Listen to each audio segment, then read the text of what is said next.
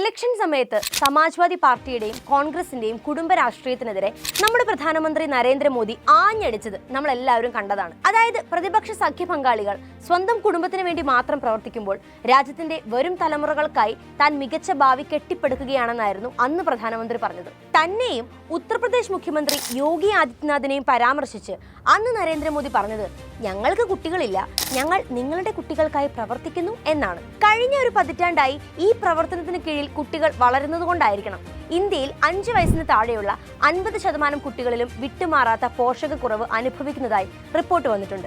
June മാസത്തെ portion tracker data ഉദ്ധരിച്ചുകൊണ്ട് കേന്ദ്ര വനിതാ ശിശു വികസന മന്ത്രി അന്നപൂർണ ദേവി ലോക്സഭയിൽ അവതരിപ്പിച്ച കണക്കിലാണ് ഇത് പറയുന്നത്.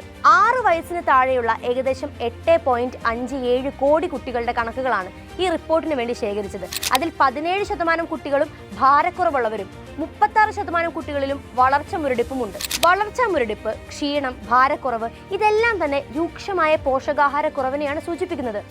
വേണ്ടത്ര ഭക്ഷണം കഴിക്കാനാവാത്തതും അസുഖങ്ങൾ ഉണ്ടാകുന്നതുമൊക്കെയാണ് ഇതിന്റെ കാരണം. 2017 ലോകത്തിലെ ഏറ്റവും അധികം പോഷകാഹാരക്കുറവുള്ള കുട്ടികളുള്ളത് ഇന്ത്യയിലാണെന്ന് ലോകാരോഗ്യ സംഘടനയുടെ പഠന റിപ്പോർട്ട് പുറത്തിറങ്ങിയിരുന്നു. അന്ന് ഇന്ത്യയിലെ കുട്ടികളിൽ 9.7% ഭാരക്കുറവുള്ളവരായിരുന്നു എന്നായിരുന്നു കണക്ക്.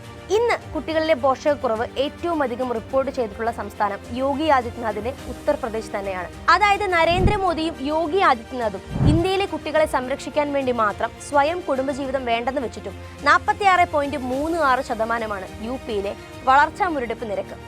പിറകെ ലക്ഷദ്വീപ്, മഹാരാഷ്ട്ര, മധ്യപ്രദേശ് എന്നിങ്ങനെ കണക്കുകൾ പോകുന്നു.